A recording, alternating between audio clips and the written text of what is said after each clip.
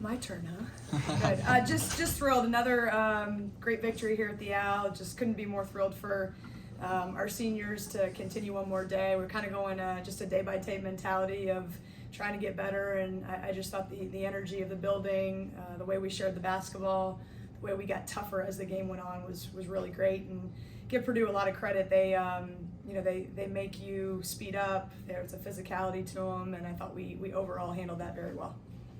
Lauren obviously came out big with the 15 points in the first quarter. This is her last postseason. Have you seen like a difference in her aggressiveness, knowing that this is kind of the last run for her? Yeah, I just she's had such a great mindset after we didn't get in the NCAA tournament of just we kind of felt all the feelings with that, and but I think immediately switched to let's see if we can win this thing, and let's do it one day at a time, one game at a time. And I think she really just has an appreciation for playing in this building and playing in front of her fans, in front of her family, and she's just approached every day with a positive attitude, and she's still hungry to get better, which is, ask around the country what kids are still hungry to be coached and get yelled at every so often, and just have fun being out there, and it's been contagious, and it was just really exciting to watch her in that first half really get to kind of everything in her game.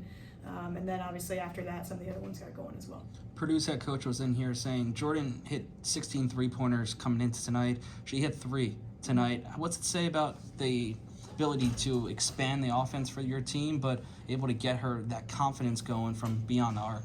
I think when we're balanced and we have different people making shots, it makes us look pretty good. And Jordan has so much responsibility with the ball in her hands and running our team and the defensive matchup she has to have every night.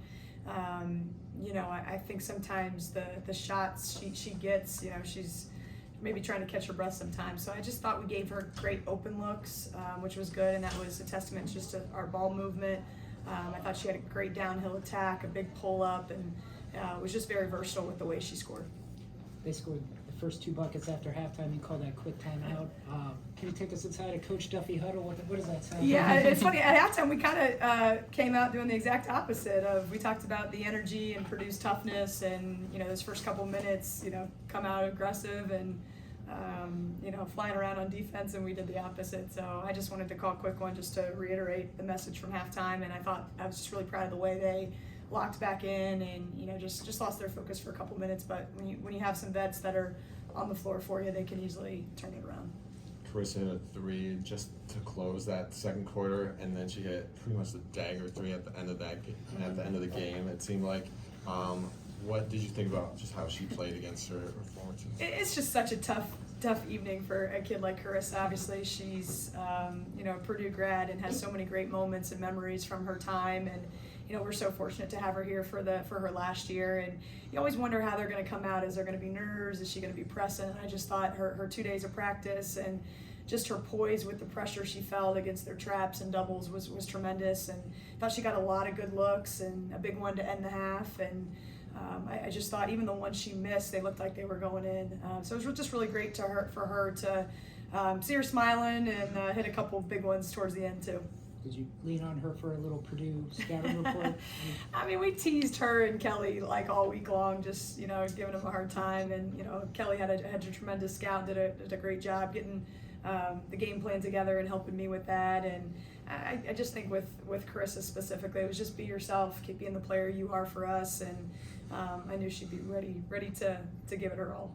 You get another one here inside the Owl on Thursday against Toledo, but it seemed like the energy inside the building has just been great in the postseason. But to you as the head coach, what's it to see the community, but also the other programs to come and pack the stands to cheer the team on? Yeah, this tournament is so interesting because you have such a quick turnaround, and they literally tell you when the buzzer ends if you're hosting or not, and so it's a mad dash to get it out on social media. And I think our crowds have been growing all year long, and I think from a Marquette side, we want to get as many alums and families and fans in the stands, at every game. And I thought today was a tremendous crowd, and you could feel the energy from everywhere, and just a great amount of gratitude to our administration for putting us in position to host again. There's a business side to it as well. So just the opportunity to see Lauren and Carissa and Antoinette play one more game.